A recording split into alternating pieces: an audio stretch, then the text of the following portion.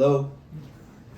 Well, everybody, we're officially playing what they call catch up, because between being a little sick and schoolwork and work and sleep and getting groceries and cooking and a bunch of other stuff, I've been kind of busy and out of it. I apologize for not being so consistent.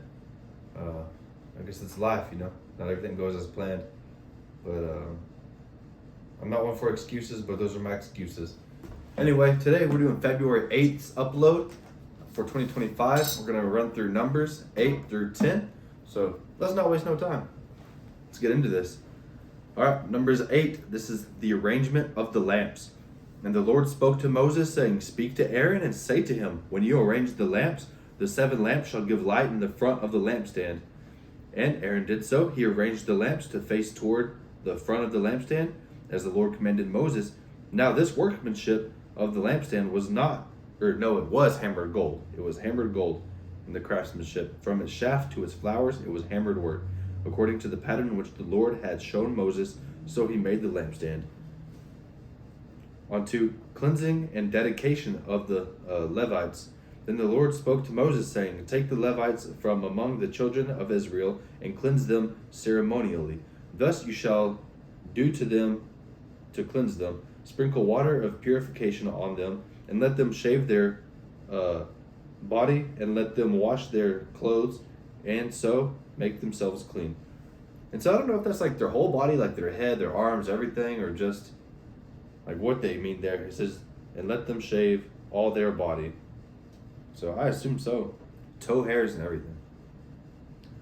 Then let them take a young bull with its grain offering of fine flour mixed with oil, and you shall take another young bull as a sin offering, and you shall bring the Levites before the tabernacle of meeting, and you shall gather together the whole congregation of the children of Israel. So you shall bring the Levites before the Lord, and the children of Israel shall lay their hands on the Levites, and Aaron shall offer the Levites before the Lord like a wave offering from the children of Israel, that they may perform the work of the Lord. Then the Levites shall lay their hands on the head of the young bull, both of the young bulls, and you shall offer one as a sin offering and the other as a burnt offering to the Lord, to make atonement for the Levites. And you shall stand for the Levites before Aaron and his sons, and then offer them like a wave offering to the Lord. Thus you shall separate the Levites from among the children of Israel, and the Levites shall be mine. After that the Levites shall go into service of the tabernacle of meeting, so you shall cleanse them and offer them like a wave offering. For they are wholly given to me from among the children of Israel. I have taken from myself the firstborn of all the children of Israel by taking the Levites. It doesn't say by taking the Levites, but that's what he means, if you remember from the previous readings. For all the firstborn among the children of Israel are mine, both man and beast, on the day that I struck all the firstborn in the land of Egypt and sanctified them to myself. I have taken the Levites instead of the firstborn children of Israel, and I have given the Levites as a gift to Aaron and his sons from among the children of Israel, to do the work of the children of Israel in the tabernacle of meeting, and to make atonement for the children of Israel, that there be no plague among the children of Israel when the children of Israel come near the sanctuary. Thus Moses and Aaron and all the congregation of the children of Israel did to the Levites, according to all that the Lord commanded Moses concerning the Levites, so the children of Israel did to them. And the Levites purified themselves and washed their clothes. Then Aaron presented them like a wave offering before the Lord, and Aaron made atonement for them to cleanse them. After that the Levites went in to do their work in the tabernacle of meeting before Aaron and his sons, as the Lord commanded Moses concerning the Levites, so they did to them. Then the Lord spoke to Moses again, saying, This is what pertains to the Levites. From 25 years old and above, one may enter to perform the service in the work of the tabernacle of meeting. And at the age of 50 years old, they must cease performing this work, and they shall work no more. They may minister with their brethren in the tabernacle of meeting to attend to needs, but themselves shall do no work. Thus you shall do to the Levites regarding their duties. All right, so I guess retirement's at 50 for the Levites. Numbers 9, this is the second Passover. Now the Lord spoke to Moses in the wilderness of Sinai in the first month of the second year, after they had come out of the land of Egypt, saying, Let the children of Israel keep the Passover as is it's a dadgummit, can't read sometimes. Let the children of Israel keep the Passover at its appointed time. On the 14th day of this month at twilight, you shall keep it at its appointed time. According to all its rites and ceremonies, you shall keep it. So Moses told the children of Israel that they should keep the Passover. And they kept the Passover on the 14th day of the first month at twilight in the wilderness of Sinai, according to all that the Lord commanded Moses, so the children of Israel did. Now, there were certain men who were defiled by a human corpse, so they could not keep the Passover on that day, and they came before Moses and Aaron that day. And those men said to him, "We became defiled by a human corpse. Why are we kept from presenting the offering of the Lord at its appointed time among the children of Israel?" is what they were asking. And Moses told them, "Stand still, that I may hear what the Lord will command concerning you." Then the Lord spoke to Moses, saying, "Speak to the children of Israel, saying, if any of you or your posterity is unclean before or because of a corpse, or it is far away on a journey, he may still keep the Lord's Passover. On the 14th day of the second month at twilight, they may keep it. They shall eat with the unleavened bread and bitter herbs. They shall leave none of it until morning, nor break one of its bones. According to all the ordinances of the Passover, they shall keep it. But the man who is clean and is not on a journey and ceases to keep the Passover, that same person shall be cut off from among his people, because he did not bring the offering of the Lord at its appointed time. That man shall bear his sin. And if a stranger dwells among you and would keep the Passover commandments from the Lord, he must do so according to the rite of the Passover and according to its ceremony. You shall have one ordinance both for the stranger and the native of the land. Onto the cloud of fire, still in Numbers 9. Now, on the day of the tabernacle was raised up, the cloud covered the tabernacle, the tent of the testimony. From evening until morning, it was above the tabernacle like the appearance of fire. So, I guess like a cloudy fire above the tabernacle. That's how it looked. So, it was always, the cloud covered it by day and the appearance of fire by night. Okay, so it was a cloud during the day and the fire by night. Whenever the cloud was taken up from above the tabernacle, after that the children of Israel would journey. And in the place where the cloud settled, there the children of Israel would pitch the tent. At the command of the Lord, the children of Israel would journey, and at the command of the Lord, they would camp. As long as the cloud stayed above the tabernacle, they remained encamped.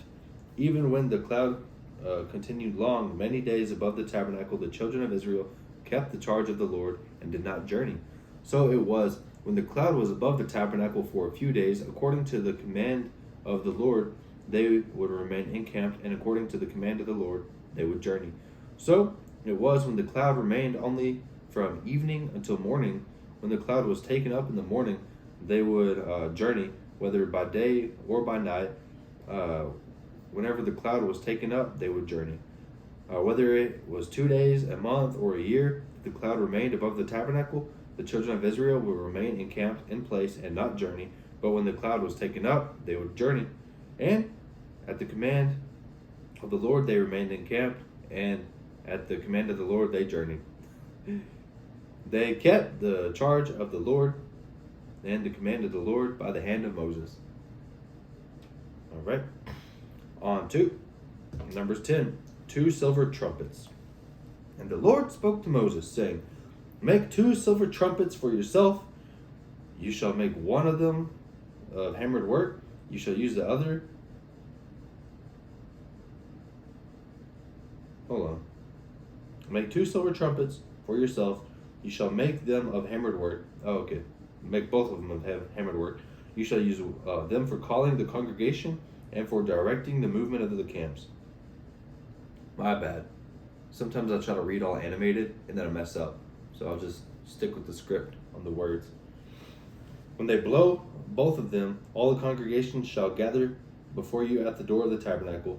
But if they blow only one, then the leaders the heads of the divisions of Israel shall gather to you. When you sound the advance, the camps that lie on the east side shall begin their journey. When you sound the advance the second time, then the camps that lie on the south side shall begin their journey. They shall sound the call for them to begin their journeys. And when the assembly is to be gathered together, you shall blow, but not sound the advance.